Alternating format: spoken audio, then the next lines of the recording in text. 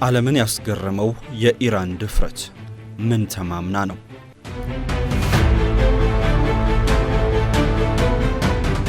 አሜሪካ ወታደራዊ መርከቦቿን ወደ መካከለኛው ምስራቅ ልካም በኢራን ላይ ተደጋጋሚ ዛቻን በፕሬዝዳንቷ በኩል እያሰማች ትገኛለች። ሁለቱ ሀገራት ለድርድር ቢቀመጡም ትራምፕ ግን አሁንም ድረስ ኢራንን ለማጥቃት የወጠኑት ውጥን እንዳልቀረ ተናግሯል። $12 ቢሊዮን የሚያወጣው ግዙፍ የአሜሪካ ወታደራዊ መርከብ ዩኤስኤስ አብርሃም ሊንከን ወታደራዊ መርከብ ወደ ኢራን ቢጠጋም ኢራን ግን ከቁብ አልቆጠረችውም።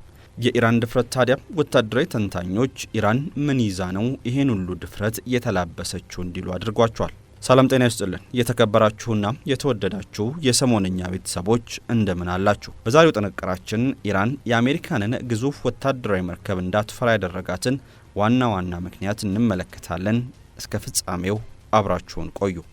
የስታር አሊያንስ አባል የኢትዮጵያ አየር መንገድ ሼባ ማይልስ ፕላቲኒየም ፓርትነር የሆነው አኮያ ፕሮፐርቲስ ለመኖሪያ በዲፕሎማቶች መንደር ሳር ቤት ካናዳ ኤምባሲ አጠገብ ውብ ዲዛይን ያላቸው መኖሪያ ቤቶችን በተመጣጣኝ ዋጋ እነሆ ይላል። ከአንድ በላይ አሚኒቲዎች ውብ ዲዛይን የተሰሩ ከባለ አንድ እስከ ባለ 3 መኝታ አፓርትመንቶችን በ10% ቅድመ ክፍያ ብቻ በሽያጭ ላይ ነን። በተጨማሪ ለንግድ በ4 ኪሎ ቱሪስት ሆቴል አጠገብ ዘመናዊ የንግድ ሱቆችን ከ19 ካሬ ጀምሮ በሬንታል ጋራንቲ የፕሮሞሽን ስራ እንዲሁም ቫሌት ፓርኪንግ ያለውን ሱቆችን ለሽያጭ አቅርበናል። አኮያ ፕሮፐርቲስ የኢትዮጵያ አየር መንገድ ሼባ ማይልስ የፕላቲኒየም ፓርትነር።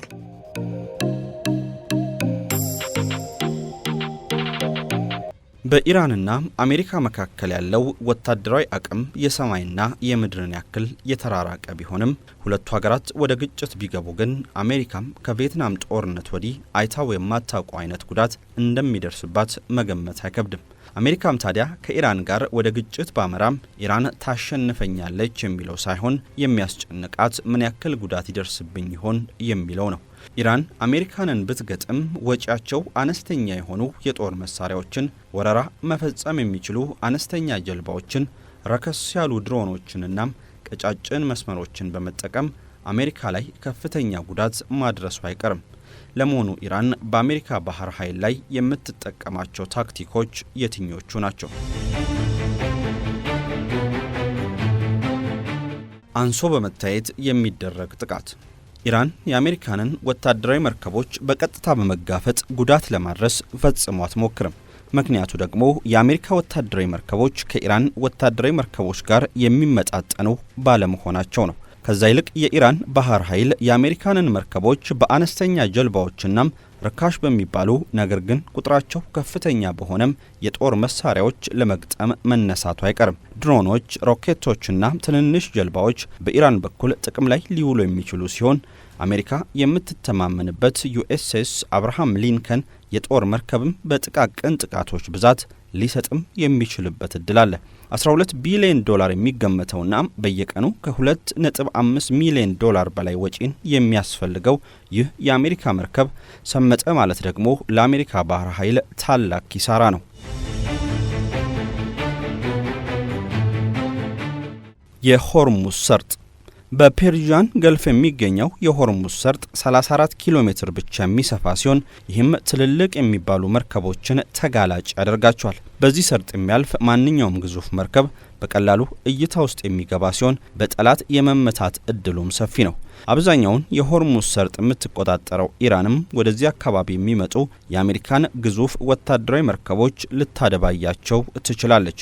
በተጨማሪም የመካከለኛው ምስራቅ የነዳጅ አምራች ሀገራት እንደ ሳውዲ አረቢያ፣ ኢራን፣ የተባበሩት አረብ ኤሚሬቶች፣ ኩዌት፣ ኢራቅና ኳታር ያሉ ሀገራት አብዛኛውን የነዳጅና የተፈጥሮ ጋዝ ምርታቸውን በዚህ ሰርጥ በኩል ወደ ውጭ ይልካሉ።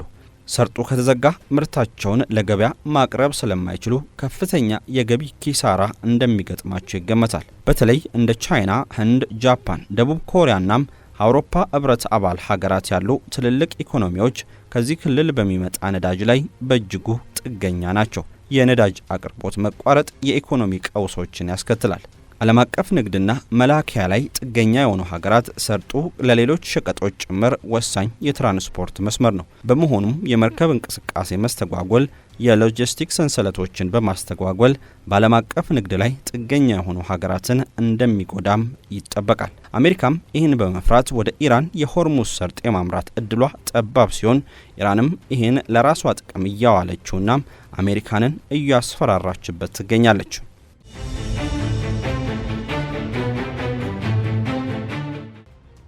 የመንጋ ጀልባ ዘዴ።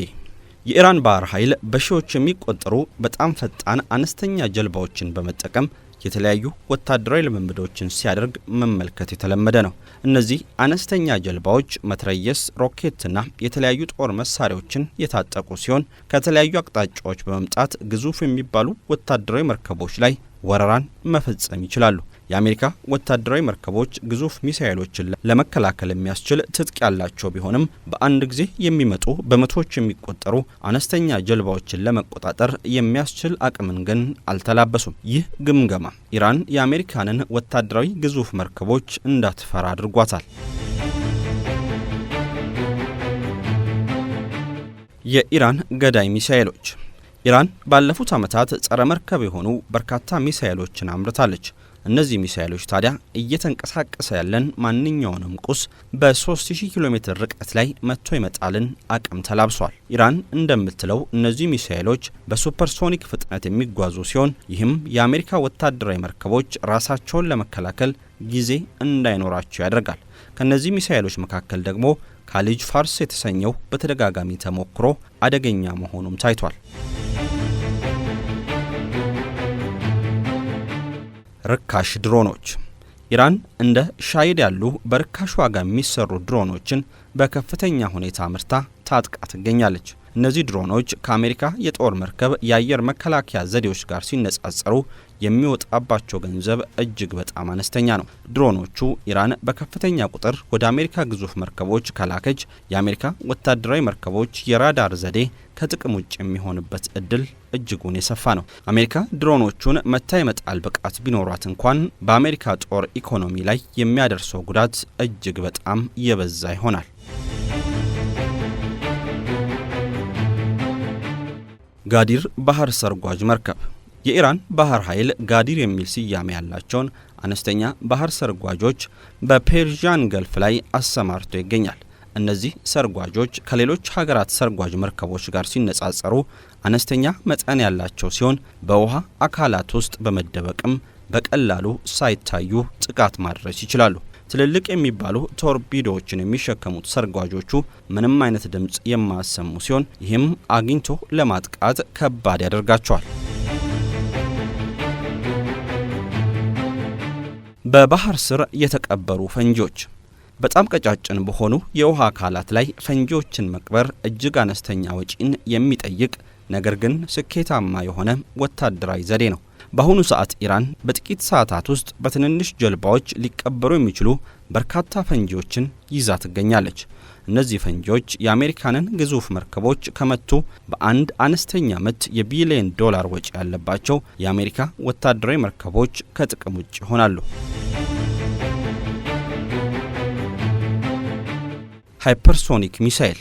ኢራን ከቅርብ ጊዜ ወዲህ ሃይፐርሶኒክ ሚሳኤሎችን ታጥቅ ያለው እያለች ትገኛለች። ከነዚህ መካከል አንዱ የሆነው የኢራኑ ፋታ 2 ሃይፐርሶኒክ ሚሳኤል ከራዳር የመሰወር ወይም ስቲልዝ ብቃት እንዳለው መነገሩ እጅግ ወሳኝና አደገኛ ያደርጓል። ይህ ባህሪ በተለይ ሃይፐርሶኒክ ፍጥነቱና የመንቀሳቀስ ብቃቱ ጋር ሲደመር ሚሳኤሉን ለመከላከል ፈጽሞ የማይቻል ደረጃ ላይ ያደርሷል። ኢራን ላይ በተጣለው ማዕቀብ ምክንያት ይህን ያክል የተራቀቀ ቴክኖሎጂ ማግኘት እንደማትችል ይታሰብ የነበረ ቢሆንም ፋታ ግን ይህን ግምት ፉርሽ አድርጎታል። ኢራንም ታዲያ ይህን ሚሳኤል በመጠቀም የአሜሪካንን ግዙፍ ወታደራዊ መርከቦች የማስመጥ አቅም አላት።